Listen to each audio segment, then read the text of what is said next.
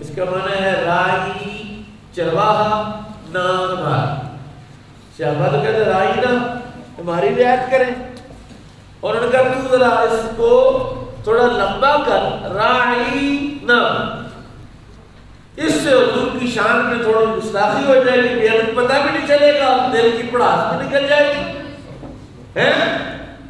اس بات کی خبر ساتوں آسمان سے اوپر یا جہاں بھی میرے رب کی شان کے لائق ہے, جہاں بھی وہ موجود ہے, وہ تو ہر جگہ موجود ہے بے شک. سبحان وہ تو آپ کی شارک سے زیادہ قریب ہے. سبحان اللہ. کہاں ہے اللہ؟ اللہ کہاں ہے؟ اللہ کہتا ہے نحن اقرب الیہ من حبل, میں تمہاری شارک سے بھی زیادہ تمہارے قریب ہوں. رب تعالیٰ نے قرآن اتارا, فرمایا یا ایھا الذین آمنوا لا تقولوا رائنا, آج کے بعد میرے محبوب کی بارگاہ میں کوئی رائنا کا لفظ استعمال نہ کرے. لا تقولوا رائنا, یا اللہ پھر کیا کہہ رہے ہیں؟ وقولوا انظرنا وقولوا انظرنا. یا رسول اللہ حضرت کرم فرمائے.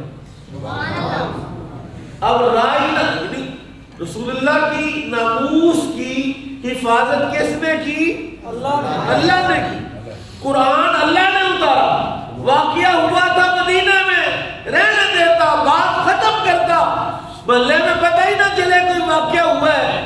اگر بندے کو یہ بات بتائی نہ کہ یار اچھا پھر اچھا ادھر ادھر باتیں ہوتی ہیں. رب تعالیٰ نے فرمایا نہیں, کسی اور کی بات ہوتی تو میں چپ کر رہتا, قیامت تک لوگوں نے آنا ہے. لوگوں کو پتا چلے, میری مخلوق کو پتا چلے کہ ہمارا نبی وہ ہے جس کی شان میں کوئی برائی کا ارادہ کرے تو اللہ اس لفظ پر پابندی لگا دیتا ہے.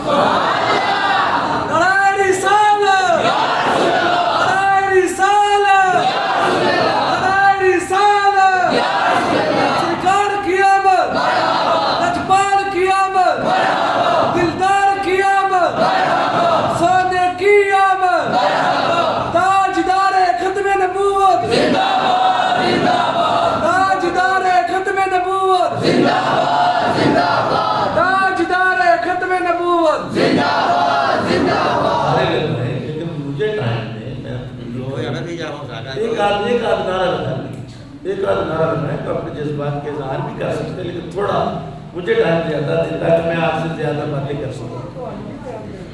دیکھیں اللہ تعالیٰ نے پابندی لگائی کہ آج کے بعد کوئی محبت والا میرے نبی کی بارگاہ میں یہ لفظ استعمال نہیں کرے. کس قدر میرا رب حساس ہے ناموس رسالت کے لیے. سبحان اللہ.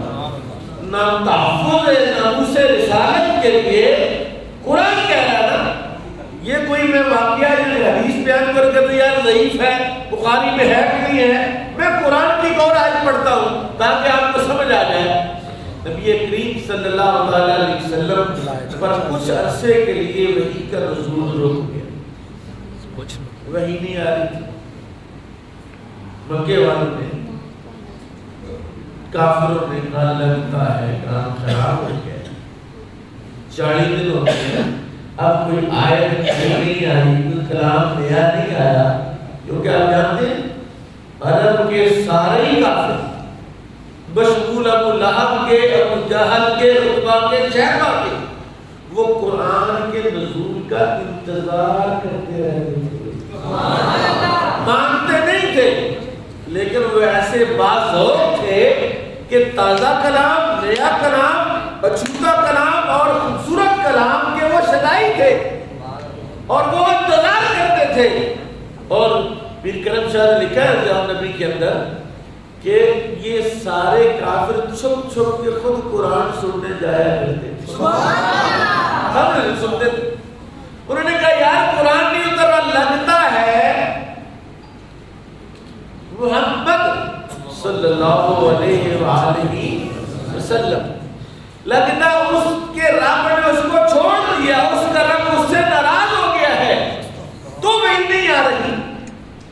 اب چاہیے کیا تھا کہ حضور جواب دیتے کہ نہیں بھیا ایسی کوئی